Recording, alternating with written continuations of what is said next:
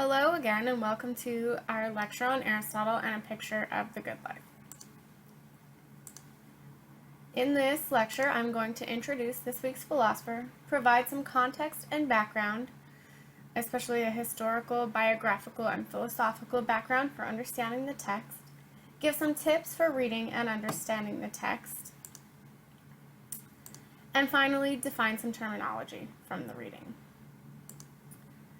Aristotle was born in a seaport on the coast of the Greek Isthmus in 384 BCE. At the age of 17, he was sent to Athens to complete his education at Plato's Academy, where he stayed until the death of Plato in 347. He left Athens for a period of years in which he married and served as a tutor to a boy called Alexander of Macedonia, who later became Alexander the Great. He returned to Athens later in his life, where he began his own school called the Lyceum. In his Lyceum, Aristotle studied and taught many subject areas outside of what would now traditionally be considered philosophy. However, the literal translation of philosophy is love of wisdom, and for Aristotle, the love of wisdom was connected to a love of all types of knowledge of all types of things. And for this reason, Aristotle pursued wisdom in a variety of subject areas, including biology, cosmology, logic, physics, astronomy, botany, agriculture, psychology, political history, medicine, music, dance, theater. Which is why in this painting here we have Plato pointing up to the sky, and we have Aristotle pointing down, because Aristotle believed that wisdom and knowledge were valuable, even the wisdom and knowledge about this present world. In the Lyceum, Aristotle and his students conducted research and collected manuscripts in all of these different subject areas. And according to some ancient Greek accounts, this Lyceum also became the first great ancient library. For our reading, it may help you to know about the way that Aristotle categorized the different types of knowledge or study.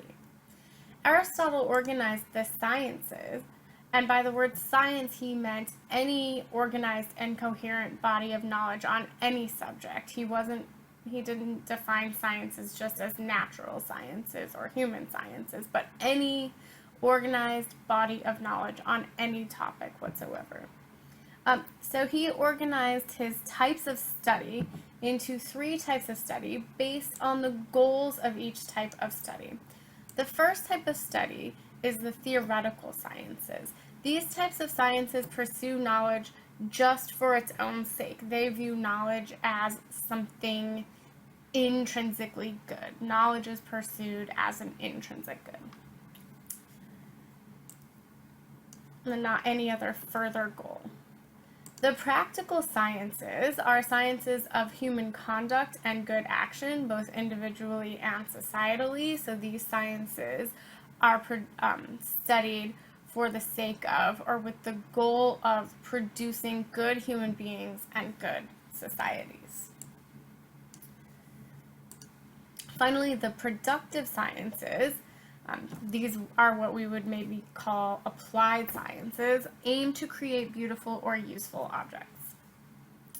So for Aristotle he divided the types of study into 3, theoretical, practical, and productive, and these were defined in terms of their goal. Theoretical sciences pursue knowledge for its own sake. Practical sciences aim at the human good for both individuals and societies.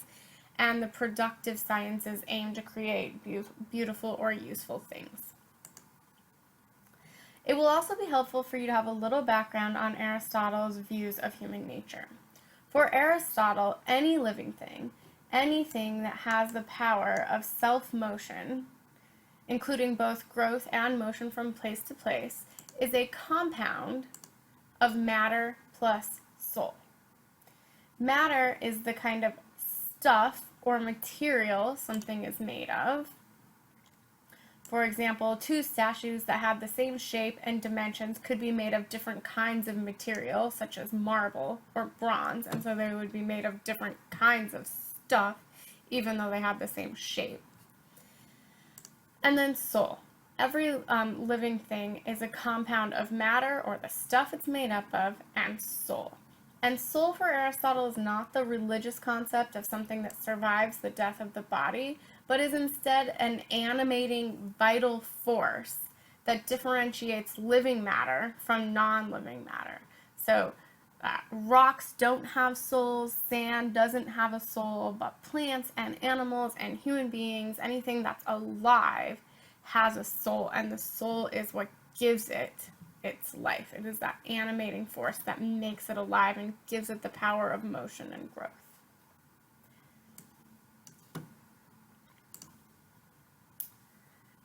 So plants have a vegetative soul. The vegetative soul is responsible, it's that life force responsible for nourishment and growth.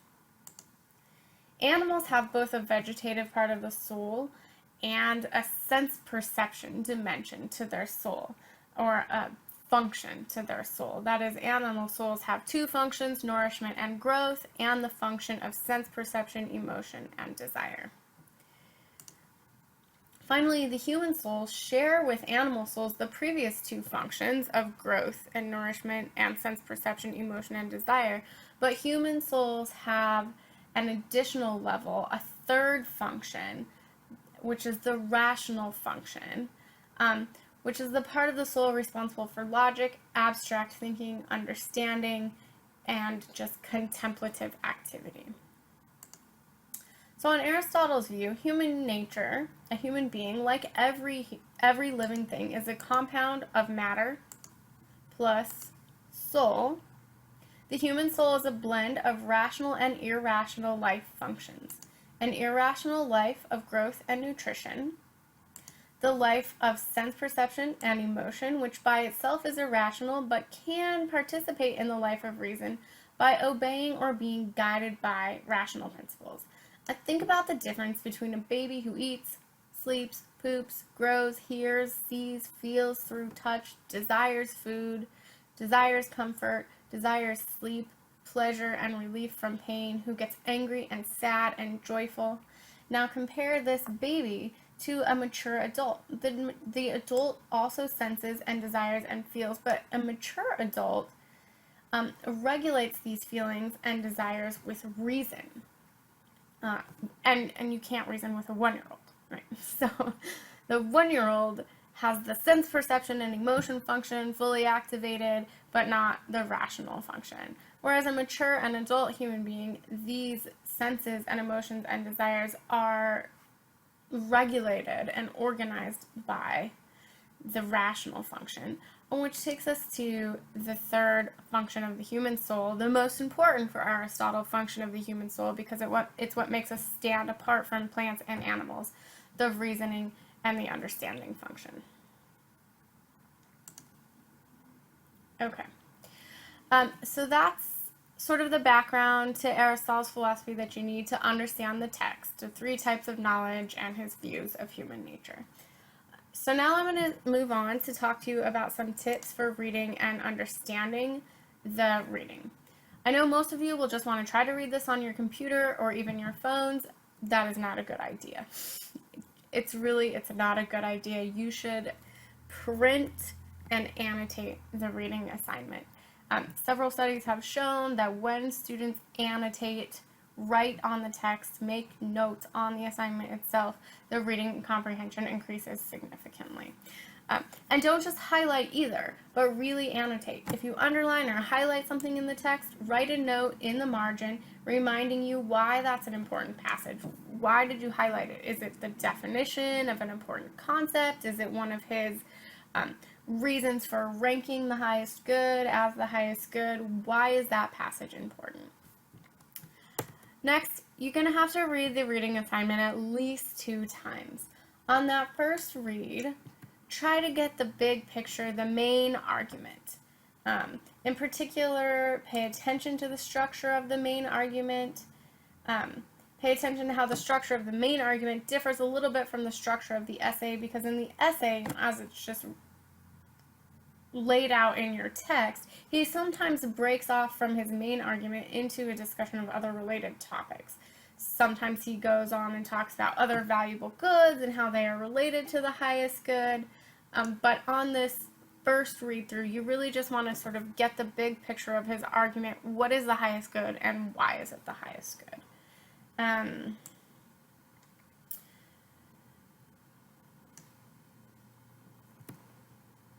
Okay, so to help you do that, let me give you a sort of outline of the structure of his argument. Again, this is an outline of the structure of his argument,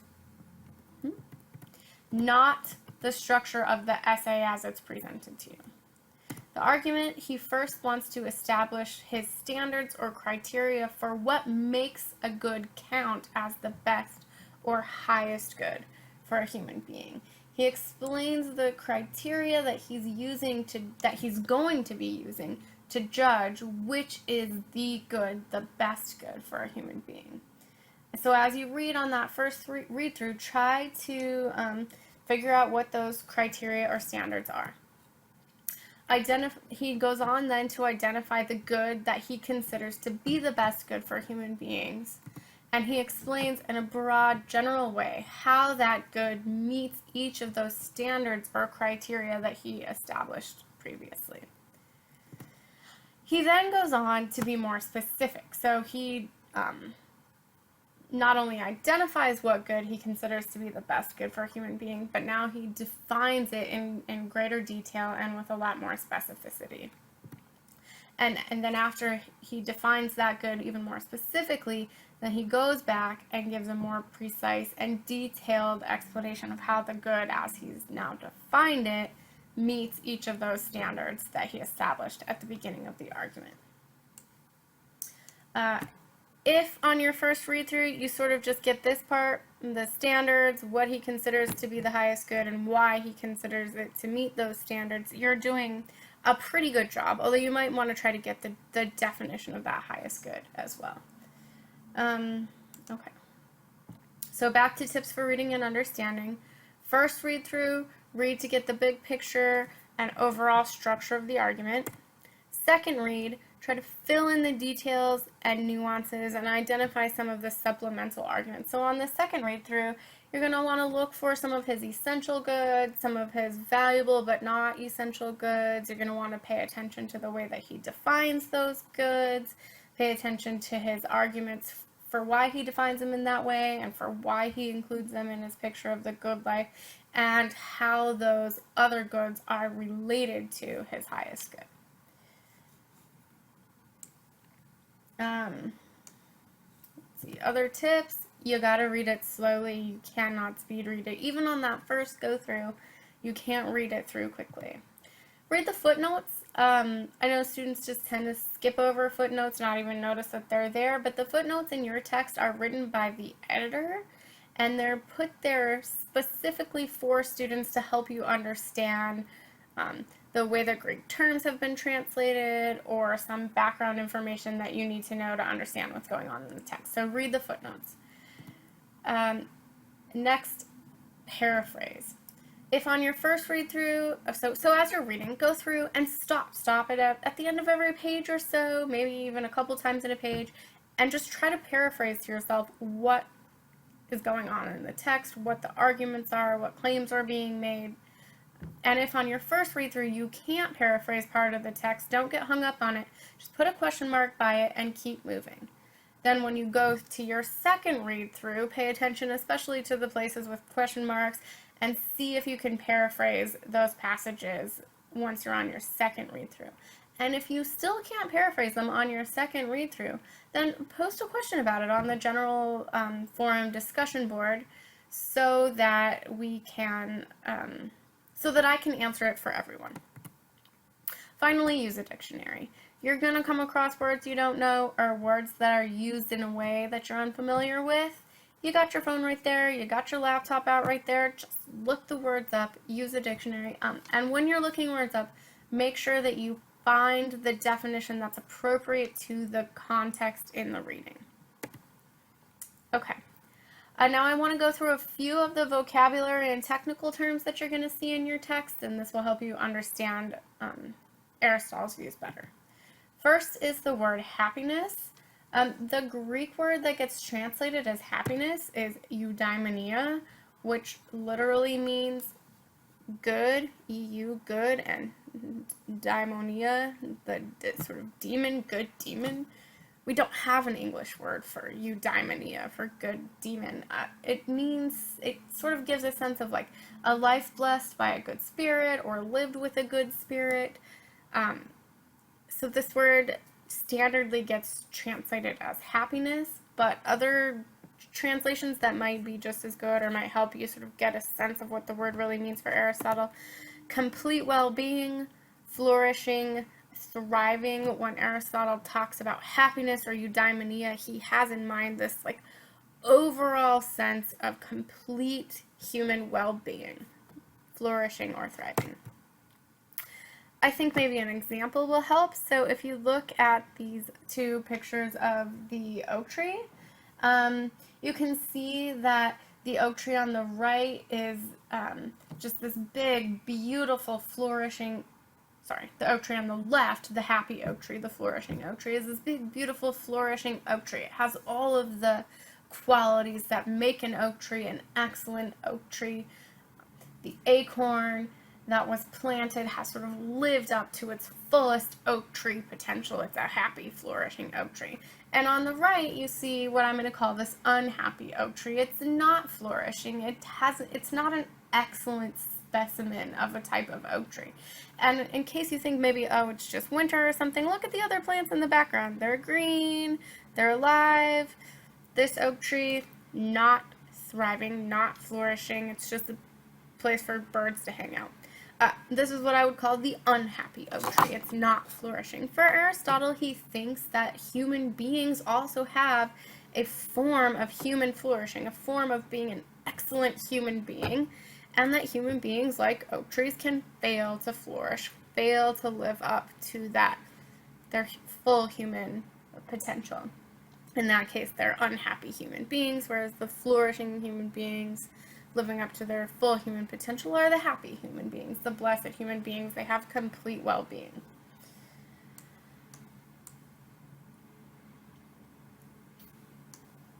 And on Aristotle's view, a human's flourishing, unlike the oak tree's flourishing, doesn't have to do merely with the physical appearance of the human being, but has to do with their character. A person becomes a good human being or a fully flourishing human being through the development of their moral character, through the development and cultivation of their reasoning, and they do this. They develop their character and their reasoning using both reason and knowledge, but also practice and habit. So you become a fully good human being by developing your character, by using the rational function of your soul, by gaining knowledge about what the human good is, and by putting that human good into practice and habituating yourself to it. Okay. Let's move on to the next vocabulary word. You'll see this word in the text and actually in all of your texts throughout the semester, this word end. And when you see this word in a philosophy text, it's translated from the Greek word telos, which means ultimate aim of something. So when you see this word end in your text, it's not like a temporal end. It's not a sense as in the end of the story or the end of the vacation or the end of the year. Instead, this word end refers to a goal, the objective, the aim of something. So for example, the end or aim of a business is to make a profit. The end or goal of construction work is a house or some other building.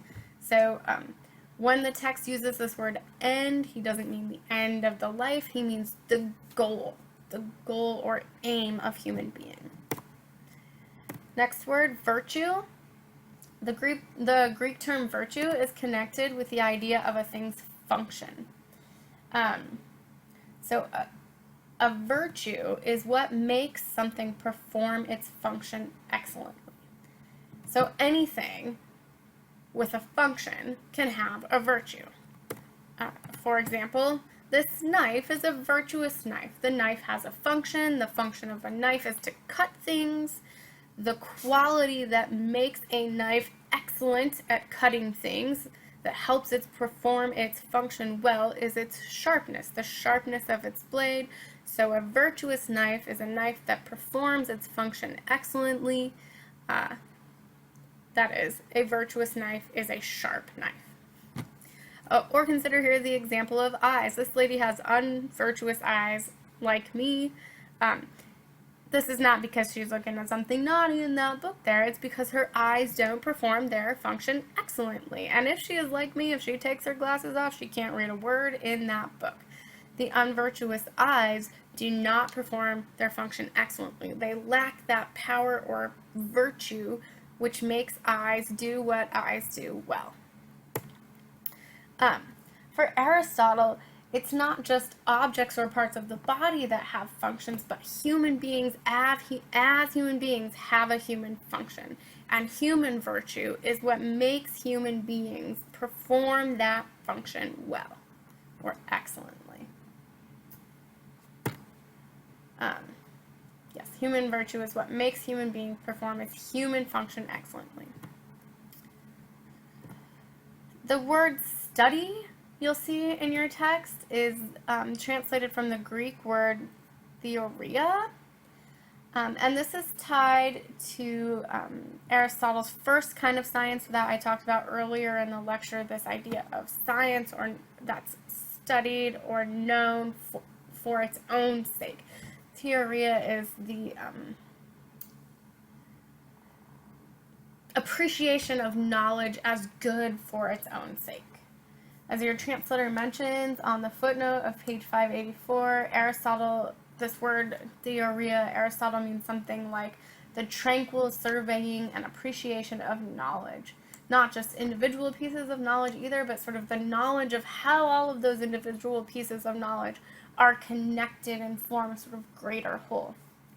And because Aristotle is referring to the sort of surveying and appreciation of what is known and taking pleasure in this knowledge as good for its own sake, many translations of this text translate the word theoria as contemplation rather than study. So as you're going through the text, think about this word study, also sort of translate it in your head as contemplation, and you'll get a better sense of what Aristotle means by it. Contemplation.